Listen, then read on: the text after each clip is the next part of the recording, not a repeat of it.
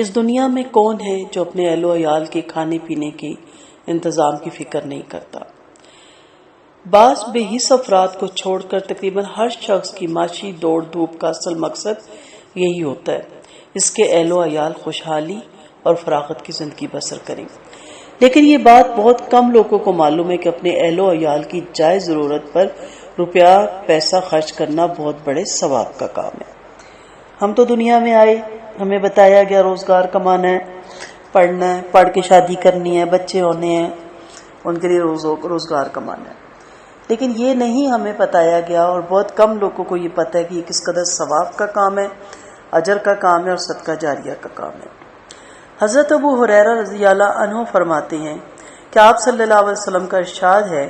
کہ 1 دینار وہ ہے جو تم اللہ کی راہ میں جہاد میں خرچ کرو، 1 دینار وہ ہے جو تم کسی غلام کو آزاد کروانے میں خرچ کرو، 1 دینار وہ ہے جو کسی مسکین کو دینے میں خرچ کرو، اور 1 دینار وہ ہے جو تم اپنے گھر والوں بیوی بچوں پر خرچ کرو۔ ان میں سب سے زیادہ ثواب اس دینار کا ہے جو تم نے اپنے گھر والوں پہ خرچ کیا۔ اکثر لوگ بہت صدقہ خیرات کرتے ہیں، اچھی عادت ہے، لیکن جہاں معاملہ گھر والوں کو آتا ہے تو بڑا ہی نپا تلا خرچ دیتے ہیں یا مین میخے نکالتے ہیں یا پوچھتے ہیں کہاں لگانا ہے۔ جہاں تو گھر میں ایسی خاتون ہیں جو کہ نہ سمجھ ہے، لاپرواہ ہے اور پیسے کو نہیں بچا سکتی، اسراف کرتی ہے، تو وہاں تو آپ اس چیز کا ضرور حساب رکھیں۔ لیکن جہاں عورت سمجھدار ہے، گھر کو بہتر طریقے سے چلاتی ہے، تو کم از کم اتنا خرچہ اس کو ضرور دیں کہ وہ سکون سے گھر کو چلا سکے، نہ کہ مشکلوں سے وہ گھر کو چلائے۔ اور بار آپ مسجد میں، مدارس میں اور عزیز و اقارب میں اتنا خرچ کر رہے ہوں، ثواب ہے اس کا، گناہ نہیں ہے، لیکن سب سے زیادہ ثواب کس چیز کا ہے کہ جو اپنے گھر والوں پہ خرچ کیا جائے۔ صحیح مسلم کی روایت تھی۔ اس حدیث میں نبی کریم صلی اللہ علیہ وسلم نے گھر والوں پر خرچ کرنے کو دوسرے مصارف خیر پر خرچ کرنے سے افضل قرار دیا۔ اس کی وجہ یہ ہے کہ گھر والوں کا نفقہ انسان کے ذمہ فرض ہے اور دوسرے مصارف غیر نفلی نوعیت کے ہیں، اور ظاہر ہے مصارف خیر دوسرے جو کام ہے نیکی کے وہ نفلی نوعیت کے ہیں، اور ظاہر ہے کہ فرض کی ادائیگی کا ثواب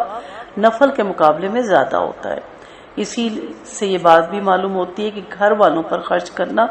اس وقت زیادہ ثواب کا حامل ہے جب گھر والے ضرورت مند ہوں، لیکن اگر ان کی ضروریات مناسب طریقے پر پوری کی جا چکی ہو تو اس وقت دوسروں پر خرچ کرنے میں زیادہ ثواب ہوگا۔ ام المومنین حضرت ام سلمہ رضی اللہ عنہا نے آپ صلی اللہ علیہ وسلم سے پوچھا، یا رسول اللہ، میرے جو بیٹے میرے سابقہ شوہر ابو سلمہ سے ہیں، جب میں ان پر خرچ کرتی ہوں تو کیا اس پر بھی مجھے ثواب ملتا ہے؟ حالانکہ وہ میرے ہی بیٹے ہیں اور میں انہیں ایسے ویسے نہیں چھوڑ سکتی۔ آپ صلی اللہ علیہ وسلم نے فرمایا، ہاں تم ان پر خرچ کرو، اس کا ثواب ملے گا۔ بخاری اور مسلم کی روایت ہے۔ بخاری اور مسلم کی ایک اور روایت میں حضرت سعد بن ابی وقاص رضی اللہ عنہ روایت کرتے ہیں کہ آپ صلی اللہ علیہ وسلم نے فرمایا، جو کوئی خرچ تم اللہ کی خوشنودی حاصل کرنے کے لیے کرو اس پر تمہیں ثواب ملتا ہے، یہاں تک کہ جو کھانا تم اپنی بیوی کے منہ میں ڈالو گے اس پر بھی ثواب ہے۔ ان تمام احادیث سے یہ بات واضح ہے کہ اگر کوئی شخص اپنے اہل و عیال کی جائز ضروریات پوری کرنے کے لیے اس نیت سے خرچ کرے کہ اللہ تعالیٰ نے اس کے حقوق مجھ سے وابستہ فرمائے ہیں، اس لیے میں اللہ تعالیٰ کے حکم کی تعمیل میں اور اس کو راضی کرنے کے لیے ان پر خرچ کر رہا ہوں، تو ہر خرچ پر اس کو صدقے کا ثواب ملتا ہے۔ اب آپ دیکھیں کہ علیحدہ سے صدقہ کرنا کتنا مشکل بھی ہوتا ہے اور بعض دفعہ ناممکن بھی ہوتا ہے۔ گھریلو اخراجات، بچوں کی فیسیں کہہ لیں اور اس کے ساتھ ملتے جلتے اور مصارف اتنے زیادہ ہوتے ہیں، اور بعض دفعہ گھر میں بزرگ بھی ہوتے ہیں، والدین، بیماری بھی چل رہی ہوتی ہے، اور بعض دفعہ کرائے کا مکان ہوتا ہے، کرایہ بھی چل رہا ہوتا ہے، پھر بجلی کے بل، بہت سی ذمہ داری ہوتی ہے ایک انسان پہ۔ ان تمام اخراجات کے بعد علیحدہ سے صدقہ خیرات کرنا بعض دفعہ ناممکن بھی ہو جاتا ہے،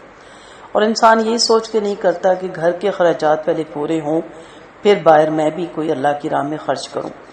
لیکن یہاں دیکھیں اللہ تعالیٰ کی شان کریمی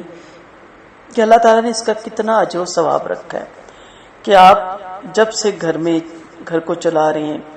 بیوی بچوں کے ساتھ، جیسے خواتین بعض جاب والی ہوتی ہیں اور وہ جاب کرتی ہیں بچوں کے لیے، گھر کے لیے، شوہر کی ہیلپ کرنے کے لیے، تو تمام لوگ جو کہ دوسروں کے فرائض ان پہ ہیں نان نفقے کے، اور بوڑھے والدین ہیں گھر میں، یا بن بیائی بہنیں بیٹھی ہوئی ہیں، یا خدا نخواستہ طلاق یافتہ بیٹی یا بہن اللہ نہ کرے گھر آ گئی ہے، تو آپ دیکھیں کہ یہ پہاڑ کے پہاڑ صدقہ ہے. اس کی کاؤنٹنگ تو کسی بھی اس میں نہیں آ سکتی،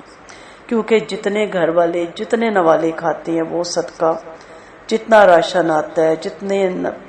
باقی چیزیں آتی ہیں گھر کی گروسری کی، وہ اگر آپ گنے تو ایک گروسری کے ایٹم ہی 30-35 بن جاتے ہیں، وہ صدقہ. پھر بجلی جو یوز کرتے ہیں اس کے ذریعے جو بھی اس کا استعمال ہوتا ہے وہ صدقہ، اللہ کرے ہم صحیح استعمال کریں. پھر اس کے علاوہ پانی جو یوز ہوتا ہے وہ صدقہ، پھر گیس کا جو بل ادا کرنا پڑتا ہے وہ صدقہ، آپ سوچ نہیں سکتے. اور اگر کرائے کا مکان ہے تو جو کرایہ دیتا ہے وہ صدقہ، پھر فیسیں، پھر میڈیسن کے شعبے میں جو اس کے پیسے اٹھتے ہیں وہ صدقہ، پھر جو گاڑی پٹرول، یعنی اتنا بڑا یہ نیکیوں کے پہاڑ ہے کہ اس کا احاطہ، اس کی کاؤنٹنگ ناممکن. اور یہ ایک دن نہیں، جب تک وہ اس دنیا میں ہے اور ان کے اخراجات برداشت کرتا رہتا ہے اتنا صدقہ. تو کئی دفعہ پریشان ہو کے کہتا ہے میرے پاس تو جی بچت ہی نہیں ہوتی کہ میں بھی مساجد اور مدارس کو دوں، اور وہ یہ نہیں سوچ رہا کہ وہ جتنا بچا رہا ہے اتنا کوئی بھی نہیں بچا رہا. صرف مسئلہ یہ ہے کہ اس کو معلوم ہونا چاہیے اور خندہ پیشانی سے کرے، اسمائلی فیس سے کرے، نہ کہ جتلائے، دہرائے اور کھپائے گھر والوں کو کہ میں تو کھپ گیا تمہاری ضرورتیں پوری کر کر کے. خواتین اکثر جاب والی بہت شور ڈالتی ہیں، کرنی ہے، ہیلپ کرنی ہے شوہر کی، بچوں کے لیے اگر کمانا ہے، یا خدا نہ خواستہ شوہر بیمار ہے تو پھر دہرائیں مت، جتلائیں مت، یا آپ کی طرف سے بہت بڑے نیکیوں کے پہاڑ بن رہے ہیں. اللہ تعالیٰ کی شان کریمی کا کیسا ٹھکانہ ہے کہ جو کام انسان اپنے دل کی تڑپ کو پورا کرنے کے لیے کرتا ہی ہے، اس کو بھی ذرا زاویہ نظر کی تبدیلی سے اتنے اجر و ثواب کا موجب بنا دیا کہ وہ نیکیوں کے پہاڑ بن گئے، اور دوسرے صدقات اور مصارف خیر سے بھی اس کا ثواب بڑھ گیا. لہٰذا اہل و عیال کی جائز ضروریات کو پورا کرنے کے لیے اللہ تعالیٰ کی رضا جوئی کی خاطر خوب خوش دلی سے خرچ کرنا چاہیے، اور اس میں ہاتھ اور دل کو تنگ نہیں رکھنا چاہیے. وآخر دعوانا ان الحمد للہ رب العالمین.